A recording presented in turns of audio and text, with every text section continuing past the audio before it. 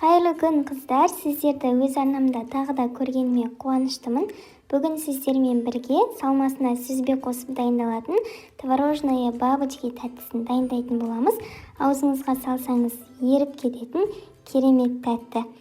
Тәттіні жасау үшін бізге бөлме температурасындағы сары май, ұн, 20% қаймақ, қопсытқыш, 1 дана жұмыртқа және де 2 дана сары уыз қажет болады. Бөлме температурасында тұрған сары майымызға қаймағымызды саламыз, 2 дана сары уызымызды саламыз, 1 жұмыртқамызды жарып саламыз және де қопсытқышымызды қосамыз. Венчикпен немесе миксермен жақсылап араластырып аламыз. Бізде осындай масса шыққан кезде електен өткізілген ұнымызды аз-аздан қосып қамыр илейтін боламыз. Алдымен мен венчиктің көмегімен араластырып алдым. Кейіннен қолмен қамыр илеуге кірістім.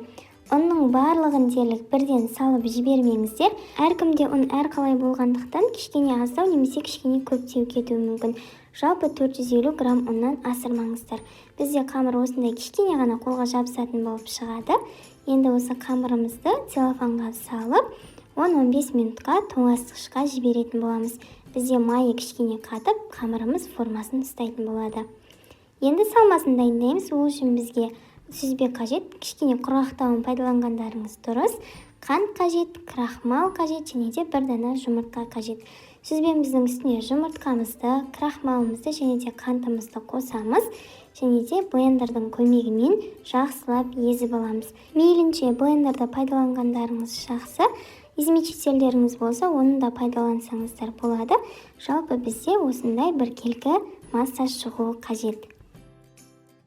Жұмыс жасау барысы оңай болу үшін салманы мен осылай кондитерский мешокқа салып алдым. Бұлай салу міндетті емес, қасықпен салсаңыздар да болады. Бірақ мешоктарыңыз болса, осылай салып дайындап алғандарыңыз дұрыс. Менде мешоктың формасы кішкене болғандықтан салманың тең жарты бөлігін салып, осылай дайындап алдым. Енді үстелімізге аздап ұн сеуіп, тоңазытқыштан қамырымызды шығарып, жұқалап жайып алатын боламыз. Тым жұқа етіп жайып қажет емес, қамырдың қалыңдығы 2-3 мм болса жеткілікті.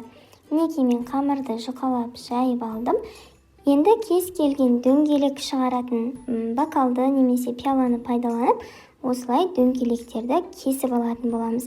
Мен арнайы дөңгелек кесетін осындай кескішті пайдаландым. Енді жұмыс жасау ыңғайлы болу үшін артық қамырларды осылай жинап алатын боламыз.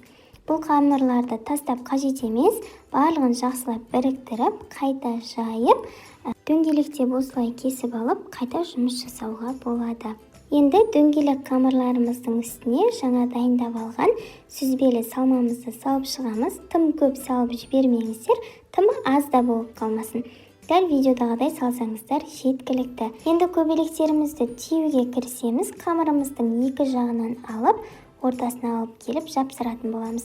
Екінші жағында дәл солай жапсырып аламыз. Бізде қамыр майлырақ болғандықтан тез ашылып кетуі мүмкін, сондықтан мықтылап жапсыруға тырысыңыздар. Мінекей бізде осындай формада шығу керек. Қайта көрсете кетейін.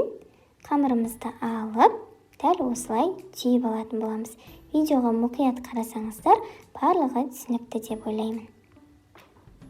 Сүзбелі көбелектерімізді пергамент немесе фольга төселген қағазымызға араларын кішкене алшақтау етіп орналастырып, 160-180 градуста қызып тұрған пешімізде 25-30 минуттай пісіріп алатын боламыз. Қатты пісірмеңіздер, ақшылдау болып піссе жеткілікті.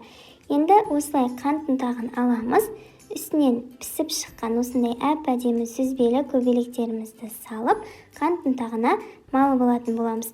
Мейлінше ыстық кезінде жасағандарыңыз дұрыс. Ыстық кезінде қант ұнтағын біздің көбелектеріміз бойына жақсы сіңіріп алатын болады.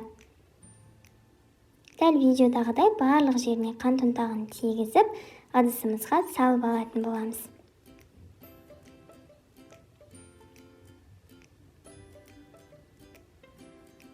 Қалған көбелектерімізді де дәл солай жасап шығамыз. мінекей қыздар, біздің творожные бабочки, яғни сүзбелі көбелектеріміз дайын.